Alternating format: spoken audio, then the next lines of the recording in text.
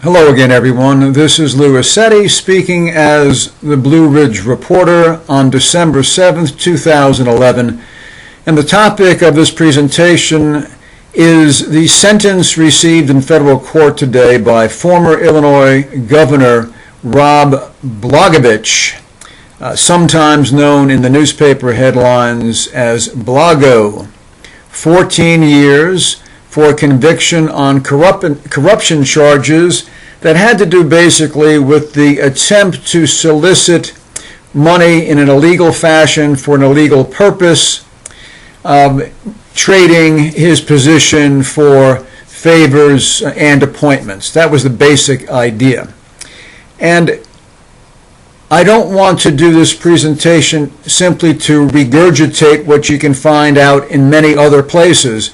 I want to present something that I believe will be unique in the news about this event, and that is to question the propriety, categorically, of prison sentences. And I say that as a former attorney, retired now, and much of my practice at one time involved criminal law, as a prosecutor in the state courts, then later as a defense attorney in state and federal courts.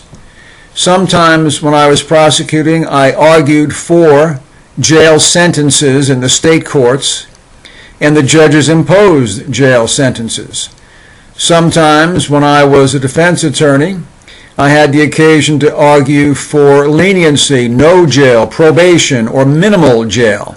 I've been on both sides of the sentencing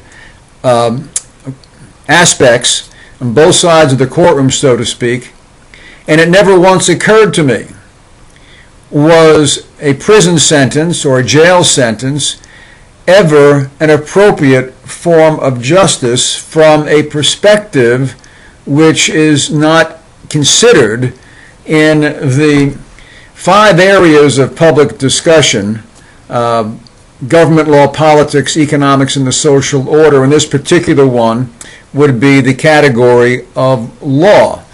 And the perspective is this: what is the biblical means of justice? That is to say, what does the Bible have to say about justice? Do these long, draconian sentences, 14, 15, 20, 25, 30 years, life sentences in prison, being sent to the land of the living dead, so to speak, Zombieville, where you spend your life confined in one way or another? And don't tell me about country club confinements. If you had to go to prison, even in a country club so-called setting for 14 years, it wouldn't really be considered a country club at all.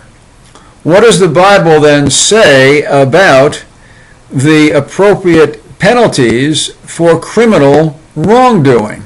And I'll say this in a prefatory way: the modern state will always ask more of its citizens than God ever asks in the Bible. There'll be higher taxes. The tax rate in the United States, I've heard various numbers, is roughly 40% when all taxes are considered, maybe even more. In the biblical realm, God only asks 10% in the way of tithing. Now, one may make donations beyond that, but 10%. The biblical system of punishment for crimes would be much cheaper than the system we now have in place, where these long-term jail sentences, or jail sentences at all as a routine aspect of sentencing, require prisons and the criminal justice system, so to speak, regarding punishments and guards and jailers, etc. Keeping, feeding, housing large numbers of people for protracted periods of time, very expensive.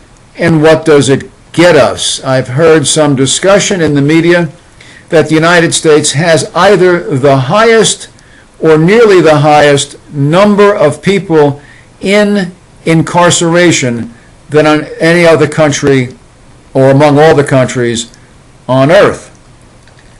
So what are the biblical aspects for justice in light of or as a response to a criminal conviction? And they would be basically three: restitution, meaning paying back; corporal punishment, meaning flogging; or the death penalty. Under the Bible, biblical format, jail, prison, is only used as a temporary measure to hold somebody prior to the trial, if need be. Now, how do I know this? I'm relying on this book, Institutes of Biblical Law, written by a man you probably don't know. You can see his name on the bottom there, Russus John Rushdoony. And who is that man with that odd-sounding name? For those of you who don't know, he is a biblical scholar and a scholar in general, and has provided much study in this and other areas. Restitution not only is paying back, but the biblical plan is to double the amount needed to pay back.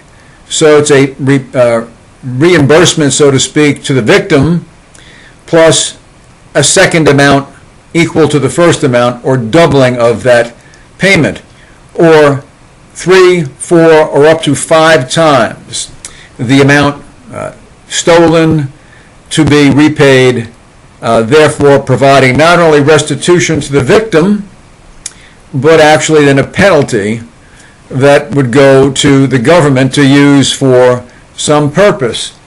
Flogging in certain cases would be up to 40 lashes, depending on the seriousness of the crime. And the death penalty would be imposed in the first instance regarding certain violent crimes such as murder and rape, but also be imposed for repeat offenders, so then you wouldn't have these long-term incarcerations holding people for their incorrigible behavior. Please go to the next video labeled either Blago Prison 2 or Blagojevich Prison 2. Thank you for listening. This is Louis Setti.